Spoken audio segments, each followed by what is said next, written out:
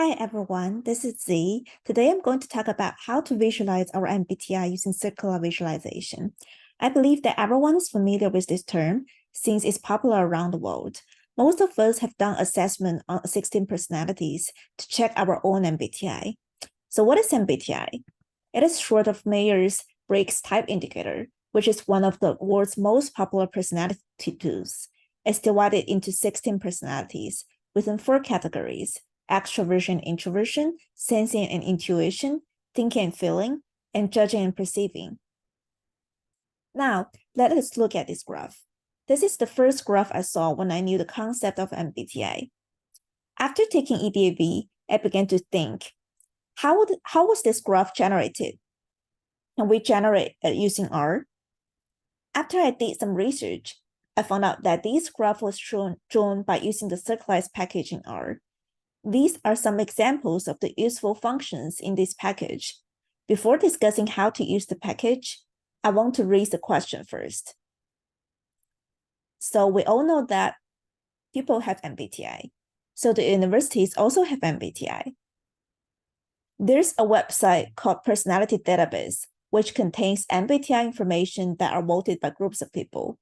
It has MBTI of countries, of celebrities, of universities, even of food.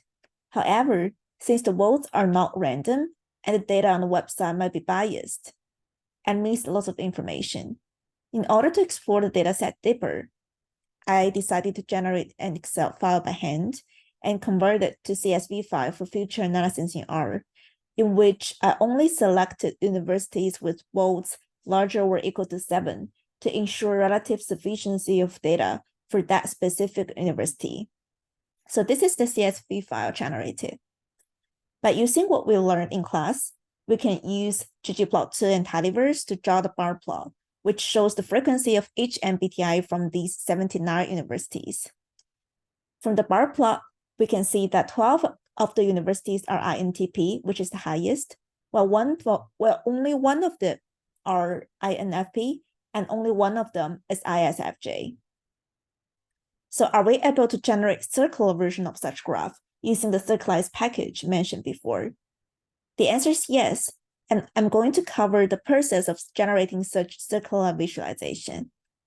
Firstly, I import the libraries and initialize the sectors with MBTI information containing each cell and add the title of the graph in the middle. This is the most basic circular representation using Circlize. Well, I want to add more information to it. How can we incorporate ideas of frequency to this plot? I use sequential color palette blues by adding one additional color because there are 9 different frequencies that need to be drawn. Then I assign color to each cell based on this frequency by using the highlight.sector function.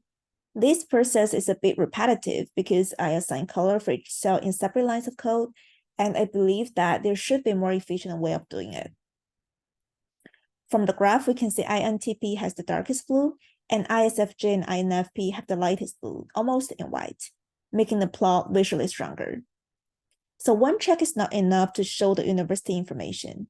So I built a second inner track in the plot to add a representative university logo for each specific MBTI in this new track. I read the images by using the EP image library, which is a popular one in biological field. And then I adjust the position of these logos in the cells by using the parameters in raster image. Now you can see the final circular visualization generated using Circlize. We can see that Columbia University represents group of ENFJ. Do you agree with it? These are the citations of my work. Thank you so much for listening.